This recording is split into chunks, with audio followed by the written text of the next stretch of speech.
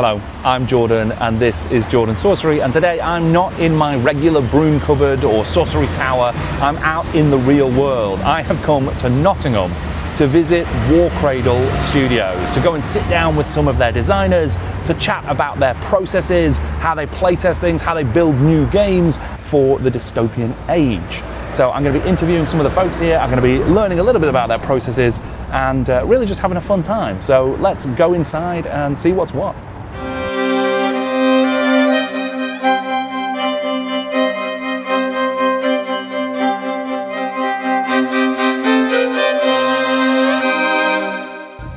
The War Cradle Studios are based in the heart of Nottingham city centre, which is part of the Lead Belt, where many of the greatest miniature war games have been created over the years.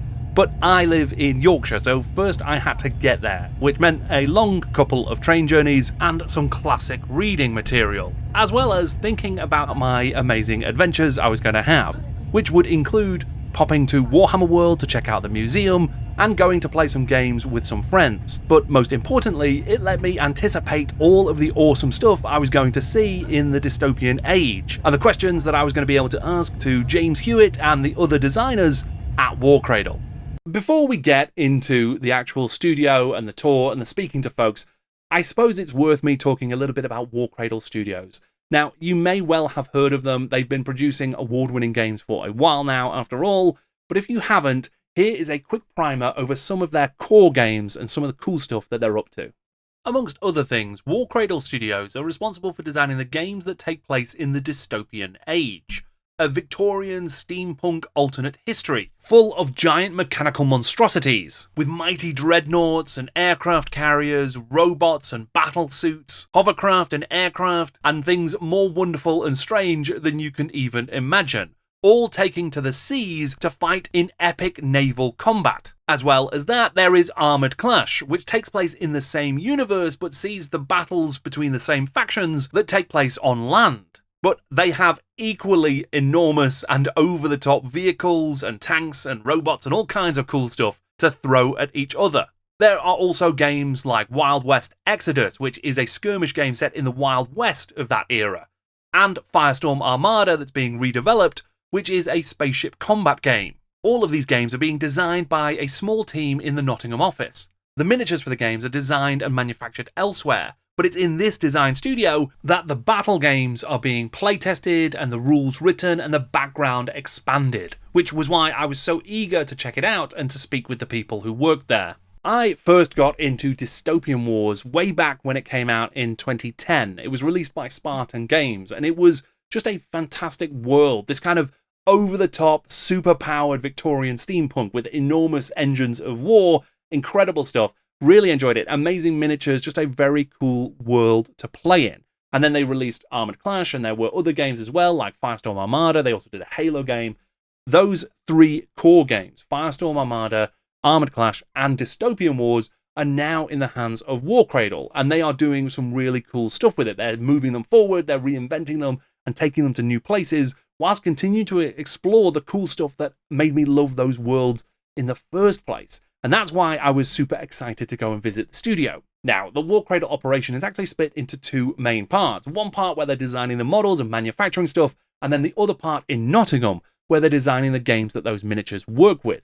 And that is the part of the business that I went to see, the design studio, which is a very exciting thing to me. A Nottingham design studio, it really speaks to a classic era of miniature gaming design that I was very eager to visit and to spend some time learning about, just because the environment of these games is so creative. There's so much opportunity for fun, but also for work, that it kind of feels like a really interesting place to sort of step into. And that was one of the things that really drew me to it. Another thing is that one of my favorite current game designers is actually helping to lead a lot of that work.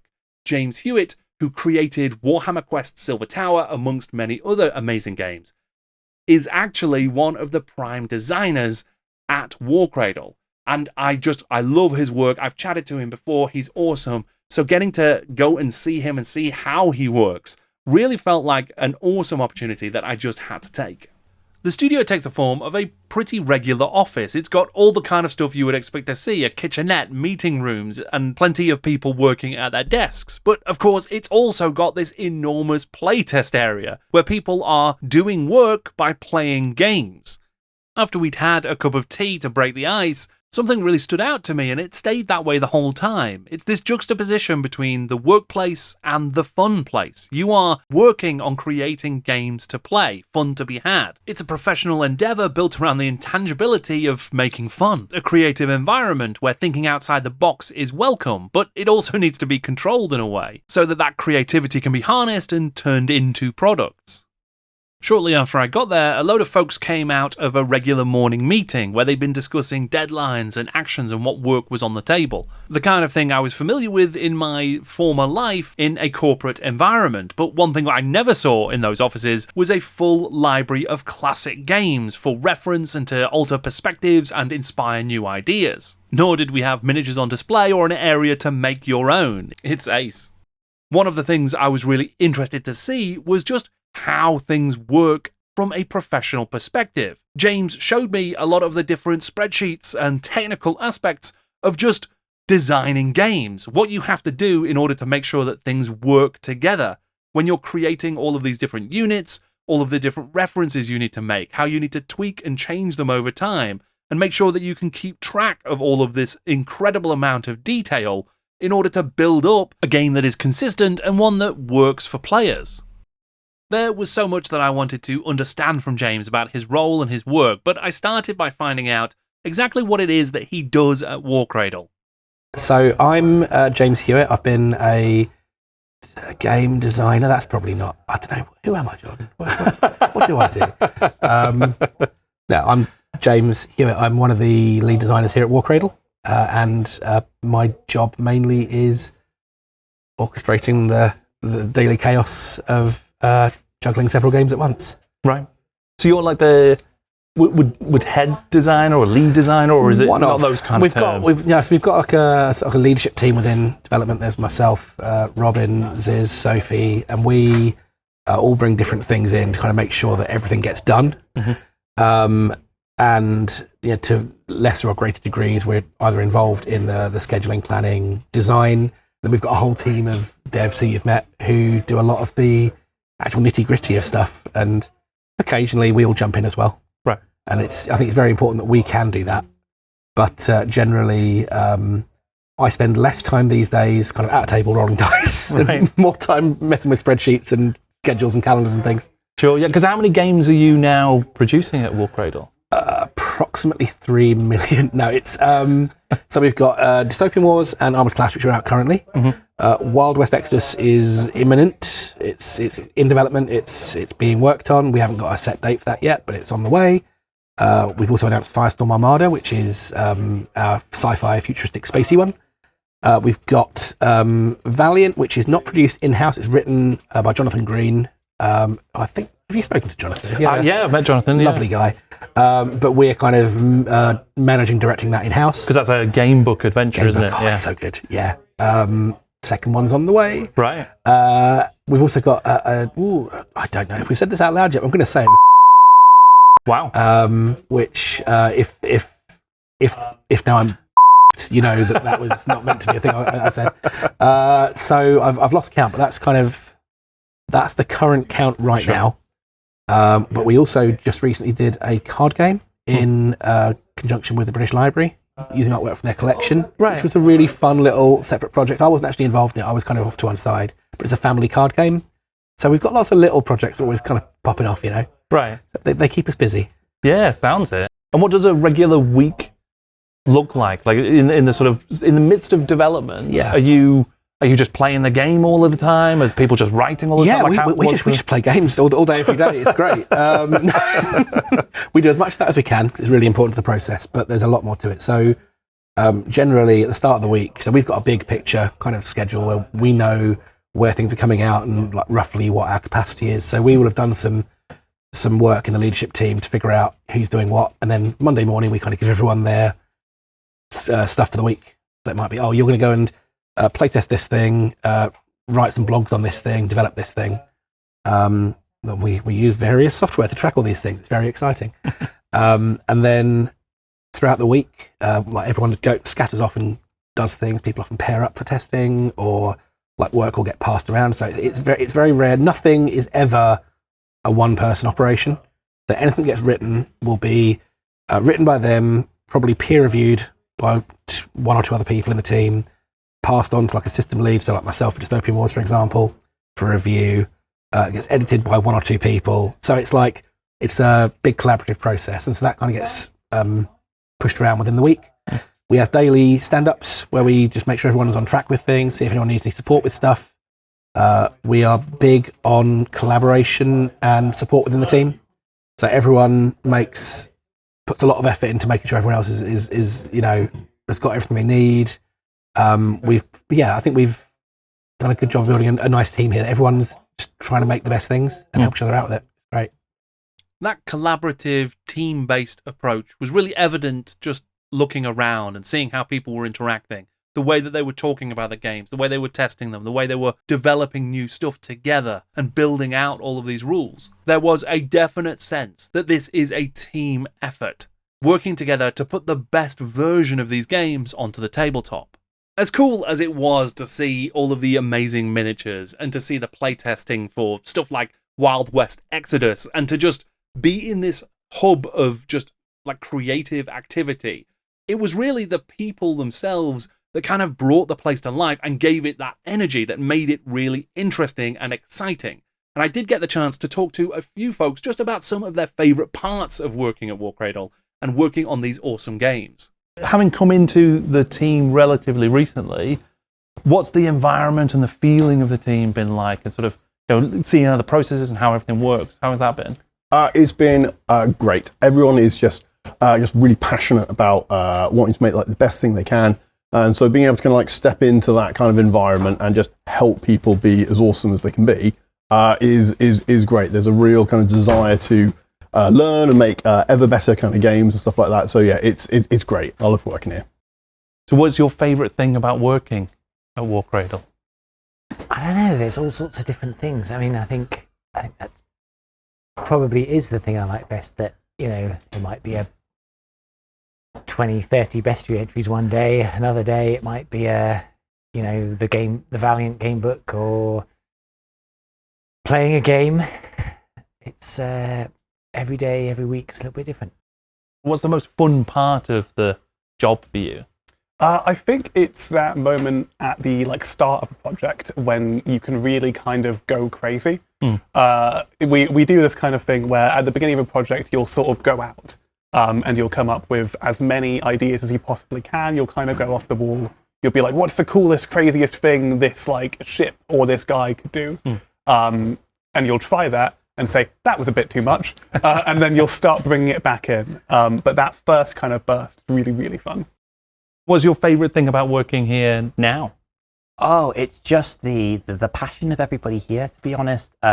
Everybody here loves games. Everybody here loves producing rules and material and products that are of quality, are of the best we can do with the time and resources we've got, and sort of making a real effort to try and make it so that the player base, whichever game we're working on, gets something that they are going to have a really good time with. And I think that was still very much there when we first joined, but having more people join and add to that mix has meant that we are just snowballing with that. And it's a really, really good and lovely department to work in.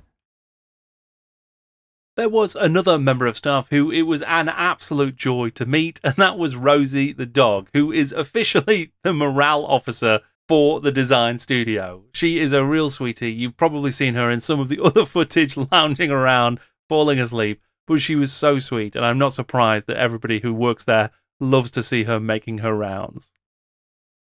You can see the rest of those interviews and get the chance to win your own copy of the brand new Dystopian Wars 2-player starter set, Dominion of the Dragon, over at patreon.com/JordanSorcery. That's happening right now. There's still time to enter that competition.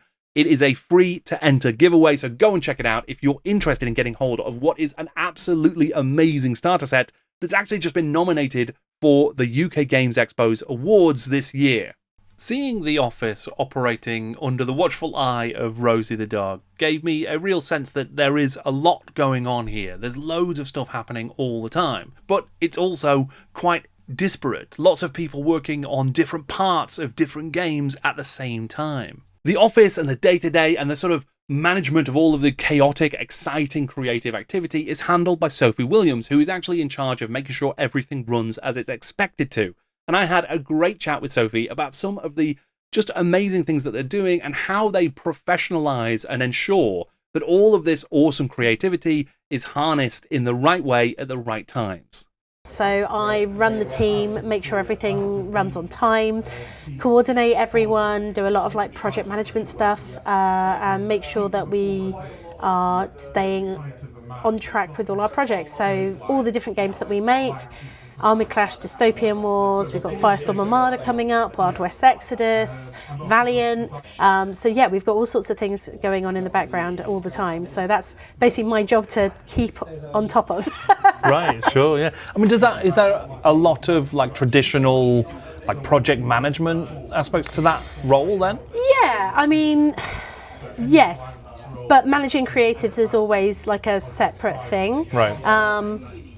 And I don't mean that it's a joy and a privilege to be able to do so. But I think there is an ebb and flow to like the work that you have. Sometimes we'll be in like every project goes through like a process that we have, and we've very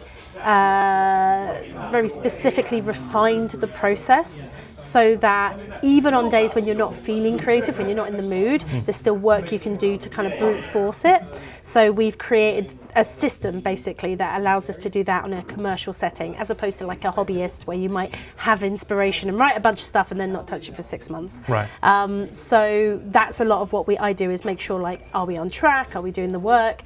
Playtesting is a key example of that. So when you write something, the first thing we do is put it on the table. Like, oh, I've got a cool idea for a rule. Okay, great. Jot it down, get it on the table, because playing it will immediately give you a symbol, like an idea of if it's going to work or not.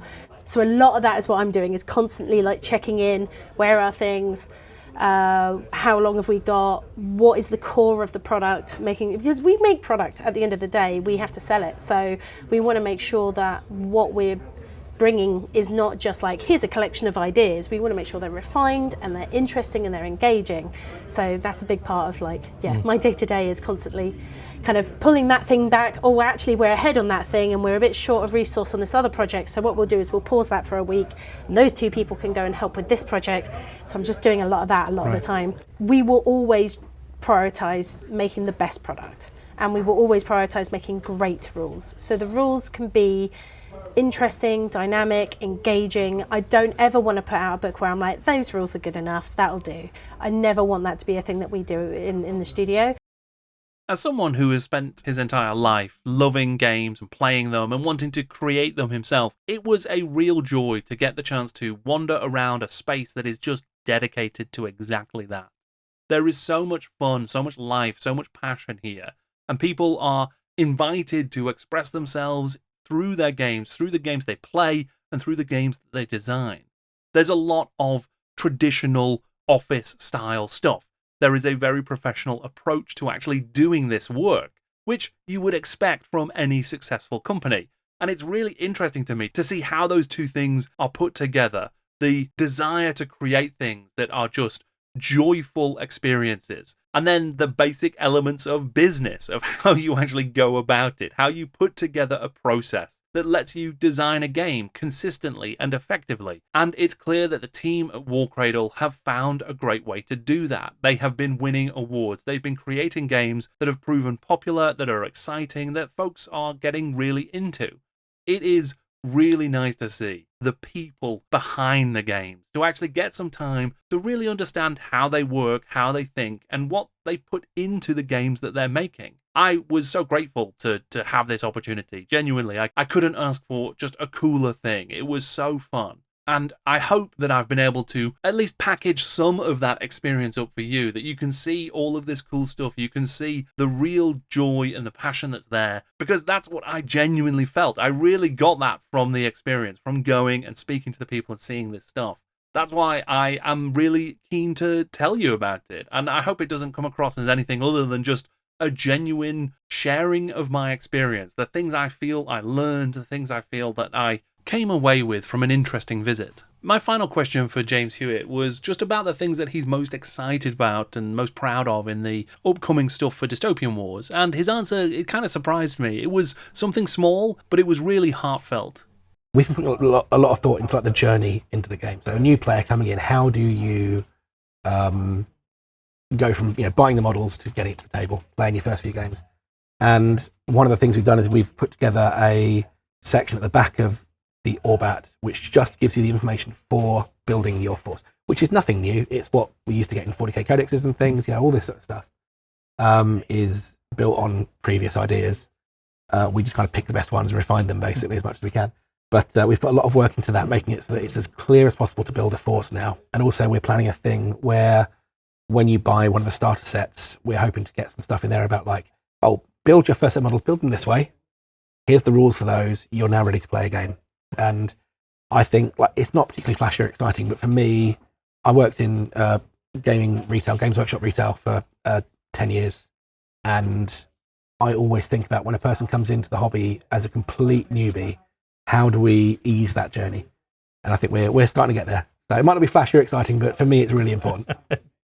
I wasn't really certain what I was going to get to see when I headed into the War Cradle studio. I knew that there were some awesome folks there. I knew that they were working on some awesome games. But it was really when I set foot in that studio, when I actually got to speak to those people and to really just experience some of their generosity and how welcoming they were and how excited and passionate they are about their games that they're making, that I really got a feel for this work and for their actual stuff that they're doing. It really came to life for me in such an exciting way. I honestly, I'm so grateful to everybody at War Cradle for inviting me in and for being so open and transparent and sharing so much, because it gave me such an insight into the processes, the way in which these things are made, and how, yes, it is incredibly fun to be creating games and to be working on games, but it's also something that's quite serious and they take seriously. It is a professional endeavor.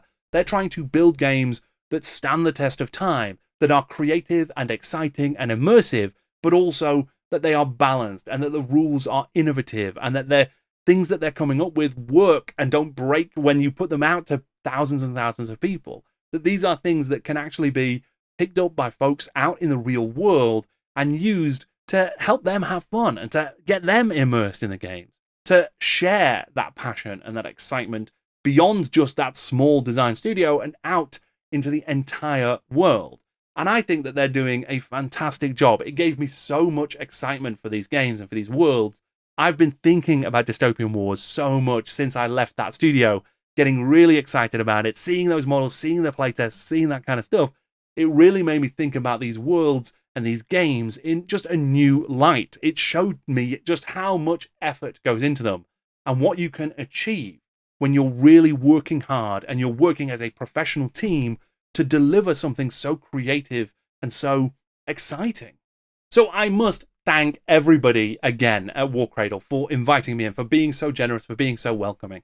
I actually recorded a little outro whilst I was at the War Cradle Studios in my best Tom Scott style. Turns out I'm not very good at doing an impression of Tom Scott, but I'm going to show it anyway because I think that the spirit of it is true and I still believe what I say in this outro. I had an absolutely amazing time. It was really fantastic.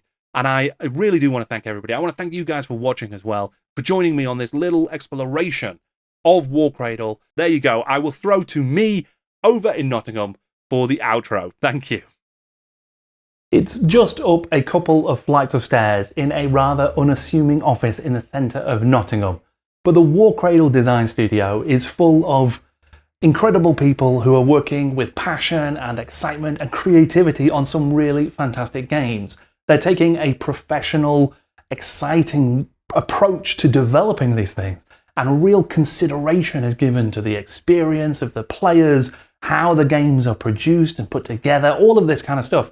I've really walked away with just a deep respect for the work that's going on there and for the people who are doing it, and just seeing how they work and how they approach this stuff. It's really opened my eyes to just the depths of sophistication, I suppose, in the actual processes of building brand new games. How design studios have to work when you have all of these different parts and you're trying to put them all together, and you've got miniatures and you've got art and you've got writing, rules, narrative, all of this.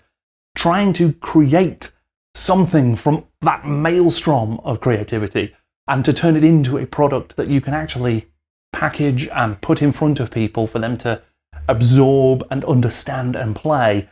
It's a huge undertaking, and it's kind of amazing to me that even a single game is created by any company. So to see just all of these different companies who are doing it, and to see how War Cradle are approaching it, I think it's been a really fun experience. So I'm very grateful to the folks at War Cradle for welcoming me in, taking the time to chat to me, being so transparent and open, and really just allowing me to understand the awesome work that they're doing and to share it with other people as well. So I've had a fantastic time, and I'm very grateful that I was given the opportunity, and I hope that you folks have enjoyed it as well. So thank you very much for watching. I'm Jordan, and this is Jordan Sorcery.